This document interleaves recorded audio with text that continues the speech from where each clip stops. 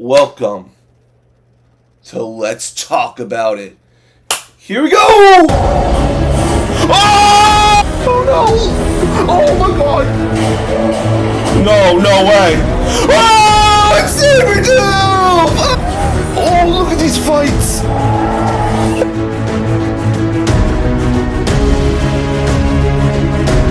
Hey guys, what is up? Welcome back to Let's Talk About It, the show where we talk about everything going on in the movie, TV, and video game world.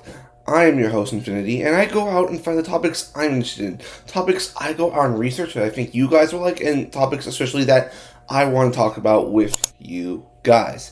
And with all that down, let's get on to our first topic here today. And that one is this. Dave Bautista's got a new movie coming out tonight, actually. Tonight.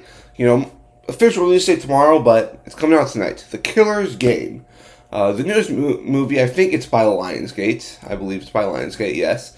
Lionsgate, has not been on the greatest trend with their last few movies, if that's Borderlands, The Crow, reboot. And now they got this, The Killer's Game. And, we're all expecting, it to come out tonight. And I'm looking at Rotten Tomatoes right now, and the score has not been released yet. So if we go over to Rotten Tomatoes, we can see that there's nothing under it. There's no tomato meter, no popcorn meter, no reviews have popped up for the film. And usually when this happens, guys, it is a very bad sign. It's a sign that the studio doesn't believe in the movie, and this is what I say. I'm still going to go see the movie, but studio, if you don't believe in your movie, why should I go see it? That's basically my philosophy. It's like, if you're making a movie, you need to believe that the movie will be good. You got to market the movie. Like, there's been basically no marketing for this film. I don't think people don't even know that this movie's even coming out this weekend, which is really, really sad because, it's a, kind of a funny idea for a movie, A guy who's an assassin falls in love, and then right after he falls in love, he finds out that he's got cancer, so he hires all hitmen in the world to come kill him, and then the doctor called him saying, sorry, mix up the results, and now he's got to fight through hordes of assassins coming after him, and it seems like a really good popcorn flick. And I guess now my thing is that I think the score for this film is going to be in the 20 to 25% mark for the film, because that's usually what happens when they don't reveal the total reviews before the day comes out. They did this with the Marvels, they did this with Borderlands, they did this with The Crow. All those reviews will hold a day before the movie comes out. It's very rare that they do this when the movie is about to come out today and they haven't even revealed the tomato meter for it. But guys, what do you think? Do you think The Killer's Game is a movie you'll be checking out this weekend? I'm personally going to go see it because it does look a bit interesting in my opinion. I'm always down for a good popcorn flick. But what do you guys think about this? And let's move on to our second topic here today. And that is this. Joker 2 is coming out. Coming out in less than a month, ladies and gentlemen. I believe more so a month, but less than a month. October 4th is the release date for this film. And we're getting very close to it. And people are excited for it. It's coming off it was one of the first R movies to hit the $1 billion mark. It was actually the top R-rated movie of all time until Deadpool and Wolverine took it over. And it coming out of the latest festival, I think it was the TIFF festival that it came out with, it did not have the most amazing reviews. Kind of in the same place as the last one. And people are like, oh, no problem. The last one made a bunch of money as well, so no problem with this. Well, according to the comicbookmovie.com, it ain't looking too funny for Joker right now. According to them, Joker, Folie à Deux, early box office tracking points to a laughter-free opening weekend for the sequel. Now, right now, it was being eyed a month ago that this movie would be opened to 100 million plus, maybe even 96.2 million. And now, it's tracking for only 26 million. This is not good.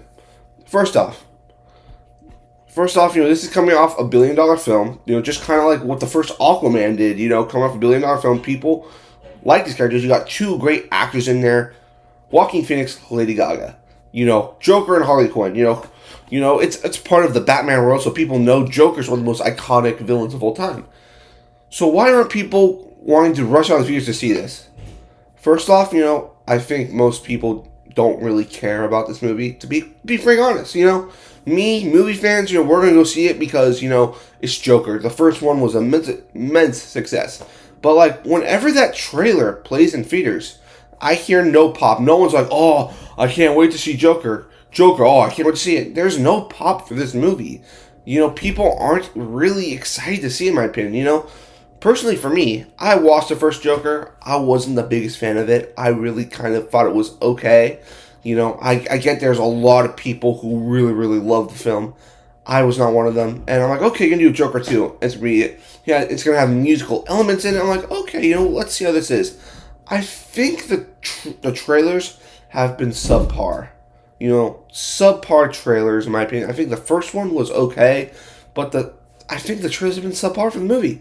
The thing about the film is, I think a lot of people who aren't movie fans like us, like I said before, don't really see the appeal of doing a Joker movie. This is, from my opinion, this is an artisan film. This is like telling a very serious story, but with superheroes, with the superhuman world inside it. And I don't think a lot of, like we said, there's a lot of mediocrity in the superhero genre right now. And like what I've heard other people say is like, people aren't seeing superhero movies, not just because of they're bad. It's not a quality issue. It's a mediocre issue. These studios sometimes think that you just slap the name Joker on a film, it's going to immediately be a huge success.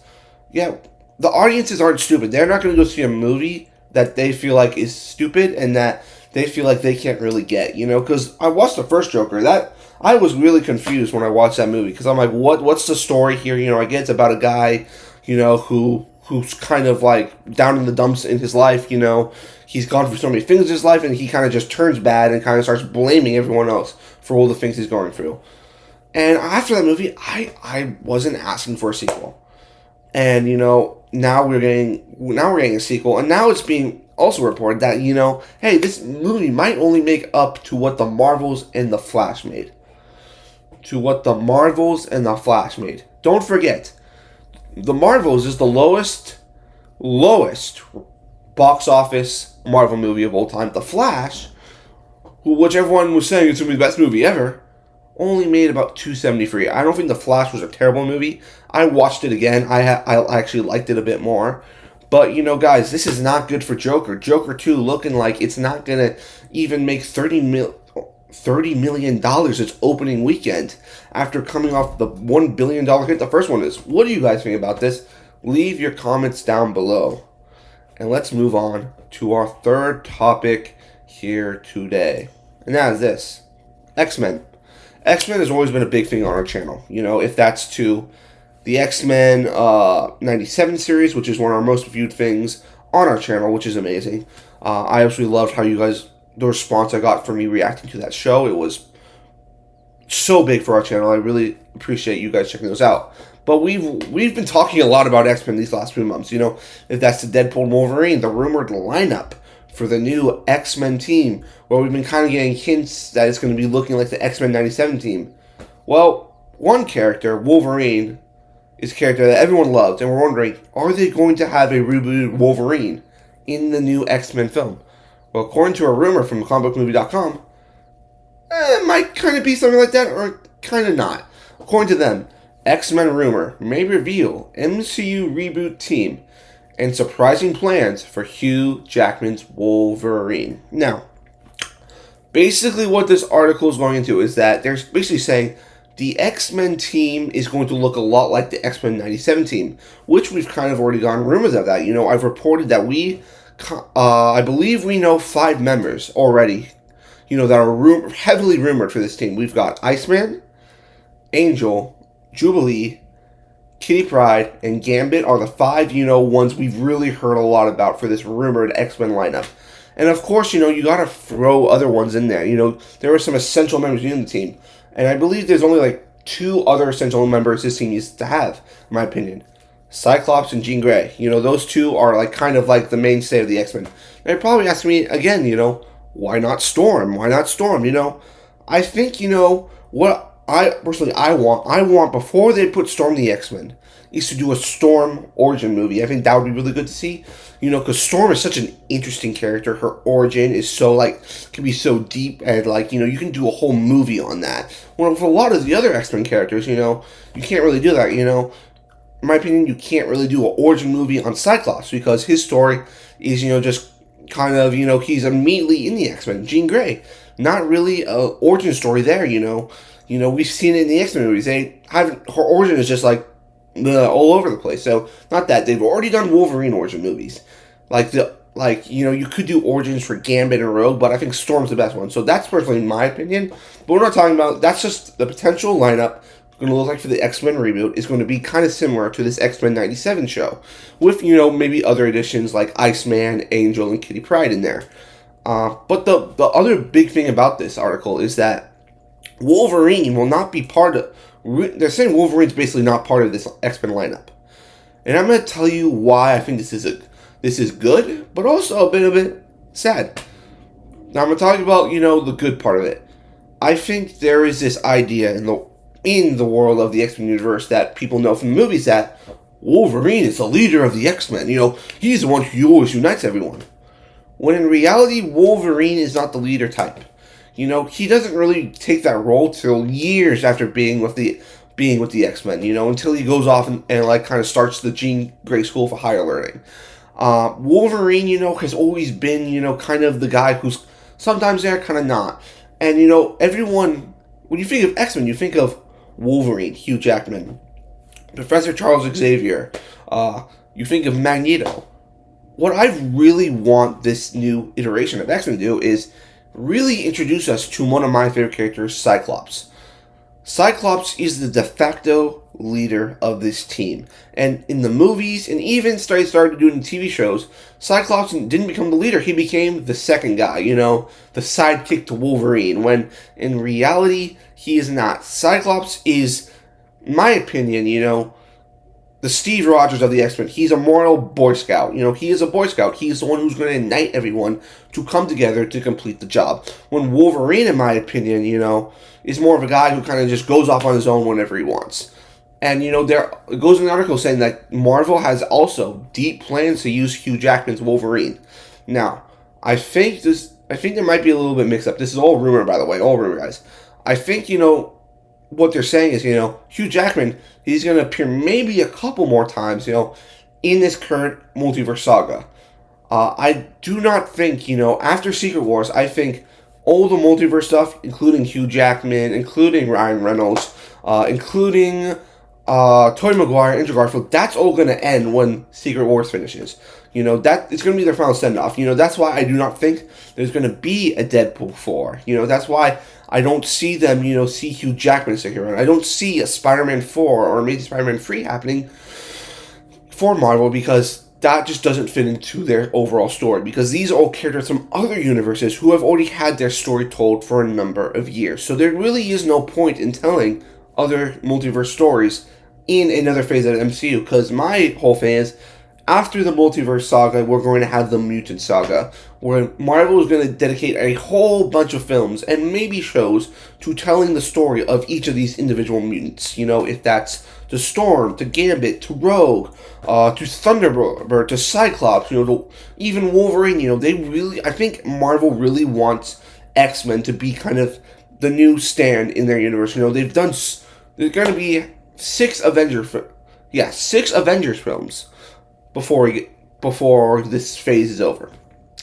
I think Marvel really wants to do X-Men because X-Men doesn't just have a huge lineup of heroes, but also villains. The villains they have, including Apocalypse, Magneto, Mr. Sinister, the Weapon X Project villains, the Brotherhood of Evil, so many villains they have to choose from. And, I think it will be hard for them. I think in the next phase, we can see, maybe some, other non-mutant characters get their shine, like Spider-Man probably is going to have a shine in there.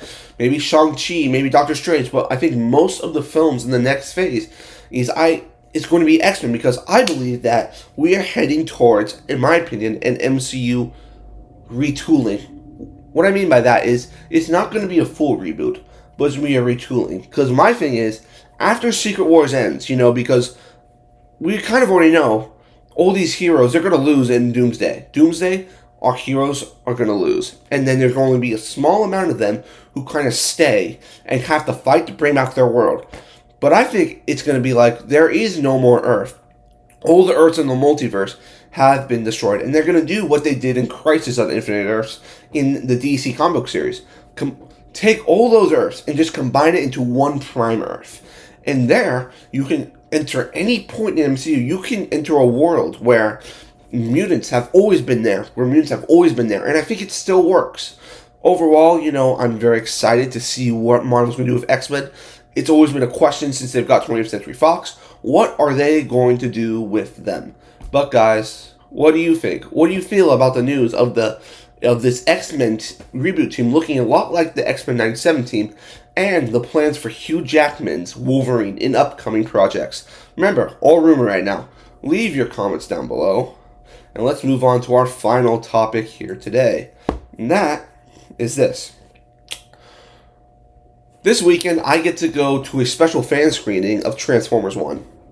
It's getting one showing on Saturday. They're doing a little early screening of the movie. I got my ticket for it. I'm heading there Saturday, all pumped up because I not wait to see this film. Like you guys know, I am a huge Transformers guy. I love Transformers as probably as much as I love X-Men and Marvel. I love Transformers. Transformers really made up my childhood. But the question we've been asking, we've heard that this movie is one of the best Transformers movies ever made. Hear me on that. Not the best movie ever made, but one of the best Transformers movies ever made. And we've all been waiting. What will the Rotten Tomatoes and the reviews be for this film? Well, according to Rotten Tomatoes, we got that score. Transformers 1 has now debuted at an 87% on Rotten Tomatoes with 31 reviews. Now, we're going to go in right now. We're going to go into this right now. And we're going to take a look at a couple of these reviews. All right? We're going to look at a couple of them. All right? So, let's jump into looking at those reviews right now. All right, let's go through some of these reviews that we got in front of us. And that first one is this from J. Allen Johnson from the San Francisco Chronicle. Even if you don't care two cans of WD-40 about the origin story, its themes of friendship and underdog heroism, along with a visually impressive design and clean storytelling from a truly appealing film. All right, that's really good to hear from a Transformers film. Then we're going to go to Zach Pope right here. Wow, Transformers 1 is the best Transformers movie. High-octane action, hilarious, and most importantly, emotionally deep with its thematic on friendship, plus its layer of social hierarchy brings life. Some eye-opening pieces to the Transformers universe. That is a really good thing. Not only is it talking about the action's great, it's funny, it has a very emotional story. Going very deep into these robots of this Cybertronian world. Then we're going to look at the comicbook.com's positive review. It says, if this is a future of the Transformers franchise, then Autobot and Decepticon fans have a bright future to look forward to, indeed. Oh, that's great to hear, Evan. I'm so glad so many people are liking this Transformers film. And then we're going to look at one more. I think I saw one, right here. I saw the from Deadline, which is a source we follow very much when we go read our articles for this series. Transformers 1 returns to the property's purely animated roots, yet the story has more humanity than the films that co-star human actors and ultimately makes you feel the operatic tragedy of Megatron. Oh, I'm loving these reviews. These positive ones are really highlighting, how the story gets you to really feel for these Autobots and Decepticons. Really feel for these Transformers characters. Now we're going to look at two negative reviews right here from Screen Crunch and IGN. First, we're going to look at Screen Cuts right here. After decades of experience with Transformers in various forms, I've come to the following conclusion. They make better toys and movies. Okay, I get it. Transformers ain't for everyone. Not every movie's for everyone. He's made some good remarks. He's saying like he did not have a great experience with the movie. That's true. All film is subjective. Now we're going to do the last one by IGN, by Tom Jorgensen, which IGN, they're kind of on the reviews. They say Transformers 1 is most content with half-hearted puns and barely legible Cybertronian battles that could have used some more transforming before rolling out. So they felt, the movie wasn't quite finished, that there could have been things that would have been better. I think the wrong thing with this review is they're only concentrating on one part of it, which is the battles, the CG, and they said oh, it's not funny. They didn't really talk about how the story's bad. That's not one thing they're missing from that one. But there's positive and negative ones in here in these reviews. So what does this mean for the film? I think that this means that a lot of the critics like this movie. A lot of them. There are some people who are just kind of writing reviews saying the comedy doesn't work. Some of the comedy didn't work for them. They said it felt like an incoherent movie. But there's other people who said there's a very, very good story in here. It's a story about Megatron and Optimus Prime. These two brothers who how did they become enemies, and I think that was what is engaging the film as much. And also the reviews are saying that you don't need human characters to empathize with these robots. The one thing I think a lot of us have said is that the robot characters in Transformers has always been one of the many, downfalls of the movie.